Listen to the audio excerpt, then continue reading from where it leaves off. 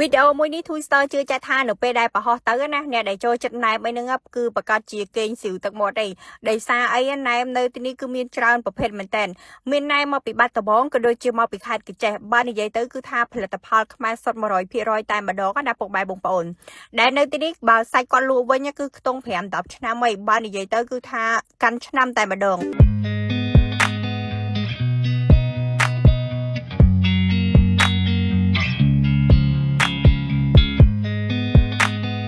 ពុកម៉ែបងប្អូនណាខ្លះឲ្យតែសៅអាទិត្យឡើងមិនទាន់ទេចាគឺចូលចិត្តទៅកោះពេជ្រដើម្បីញ៉ាំណែមណាព្រោះថាណែមនៅកន្លែងគាត់ដាច់ខ្លាំងបំផុតគឺនៅថ្ងៃសៅរ៍និងថ្ងៃអាទិត្យតែម្ដង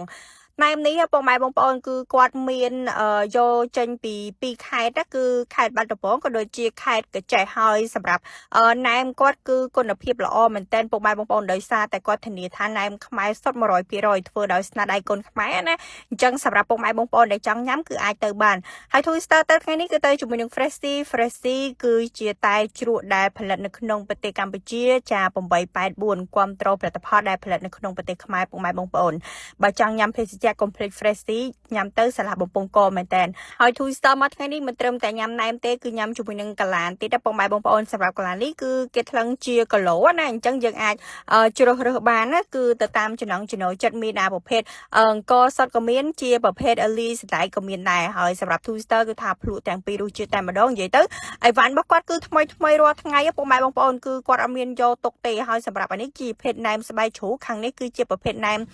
សាច់ត្រីដែលរួមជាមួយនឹងស្លឹកកទួតពុកម៉ែបងប្អូនហើយគេញ៉ាំណែមតែងតែលើពាក្យថាអូយស្លឹកកទួតច្រើនជាងសាច់អីអញ្ចឹងណាក៏ប៉ុន្តែនៅកន្លែងគាត់គឺថាដាក់មកសមរម្យតែម្ដងហើយសម្រាប់តម្លៃវិញគឺមានទៅតាមប្រភេទនៃណែមនីមួយៗអញ្ចឹងទៅហើយសម្រាប់កន្លែងគាត់គឺចាប់ផ្ដើមបើកលក់ពីម៉ោង12ថ្ងៃត្រង់រហូតដល់ម៉ោង12យប់អញ្ចឹងយប់ឡើងអីចាអស់វីដេអូនឹងឃ្លានអីក៏អាចចេញទៅញ៉ាំបានដែរដោយសារតែគាត់លក់ដល់ម៉ោង12ពុកម៉ែបងប្អូនហើយសម្រាប់ទីតាំងគឺនៅកោះពេជ្រហ្នឹងទៅឃើញឲ្យពុកម៉ែបងប្អូនដែលគាត់លក់នៅទីនេះកាន់ឆ្នាំតែម្ដងមិនមែន1ខែ2ខែ3ខែ4ខែទេគឺ15ឆ្នាំមកហើយគឺនៅតែកោះពេជ្រហ្នឹងទេកាលមុនគាត់លក់នៅខាងមុខអាគីអលណាក៏ប៉ុន្តែគឺគាត់មានមួយកន្លែងទៀតនៅខាងមុខផ្លូវធំដែល Twister បង្ហាញពុកម៉ែបងប្អូននៅខាងដើមវីដេអូហ្នឹងហើយសម្រាប់ណែមរបស់គាត់គឺមកជូរល្មមមកពុកម៉ែបងប្អូនអញ្ចឹង Twister ញ៉ាំហើយគឺដាក់ជាមួយនឹងតែជ្រក់ទៅដើម្បីស្លាប់បំពង់កវីដេអូយើងមានតែប៉ុណ្្នឹងទេ